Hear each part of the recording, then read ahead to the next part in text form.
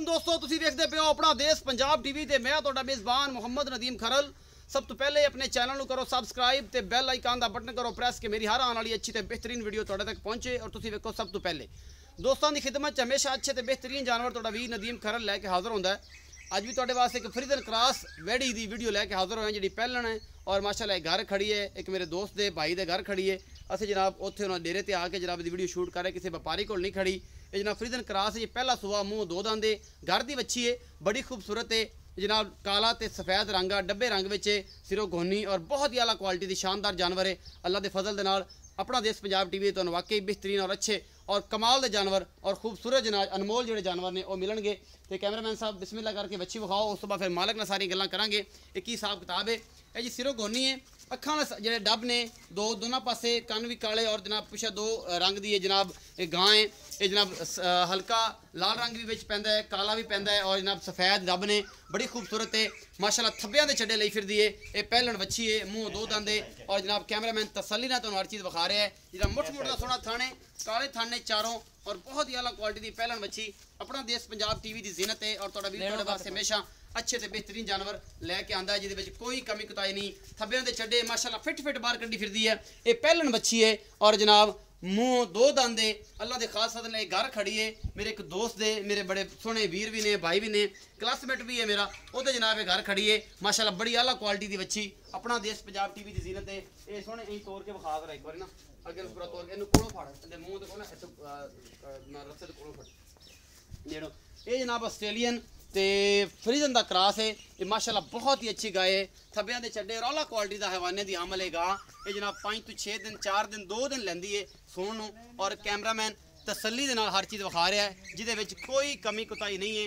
बाकी जनाब तुहाडे सामने ये सोहनी है, ये नहीं सोहनी, ये सारा कुछ ये कमेंट सैक्शन दे विच दसना है कि जनाब वाकई लाजवाब है या नहीं है। ये बच्ची बहुत ही कमाल दी है, लखे रंग ते सफ़ेद दा एक क्रॉस है, डब्बा रंग है माशाल्लाह, बहुत ही आला क्वालिटी दी अल्लाह के खास फजल नाल बेहतरीन जानवर जोड़े अपना देश पंजाब टीवी की जीरत होते हैं। असीं ज़्यादा गल्लां नहीं करते, लेकिन यह है कि अच्छे जानवर जोड़े ने वो हमेशा साडी कोशिश होंदी है कि तुहाडे वास्ते लैके आइए। माशाल्लाह फसी फिरदी है, तुरिया नहीं जाता इस बच्ची के कोलों। ये काके मुँह फड़ा लेंदी, मुँह फड़ा हाँ फड़ा के विखा, इनू बन लाओ तंग कर बन ला, पहले मुँह खा ला फिर आप चोरी ना करते हैं गल्लां।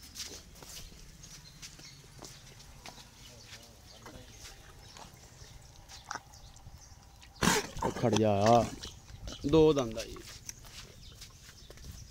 ठीक हो गया जी। ये दो दंद हैगी जी, तुसीं वेख ही लईए माशाल्लाह अल्लाह के खास फजल दे नाल ये बच्ची बहुत आला क्वालिटी दी है।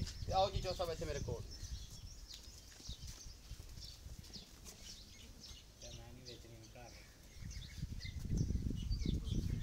अस्सलाम वालेकुम जी। वालेकुम चौसा थोड़ा मुँह इधर करना। अस्सलाम वालेकुम सर। वालेकुम सलाम। चौसा साहब की हाल चाल है? ठीक ठाक जी। चौसा पूरा नाम दसो। सजाद हुसैन। चौधरी सजाद हुसैन।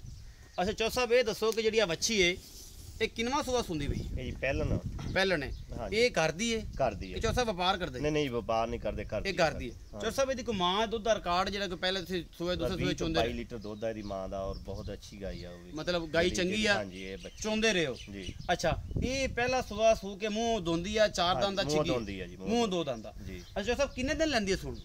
ये 8 तो 10 दिन लेंदी है। 8 तो 10 पहले दिन भी सू सकदी है, 2 दिन बाद विच भी सू सकदी है क्योंकि अल्लाह दा निजाम है, इहदे विच आपां कोई गल नहीं कर बिल्कुल। सकदे। चौथा साहब ये दसो मुहब्बत प्यार वाले दा मुल करना है, व्यापारियां वाला नहीं करना?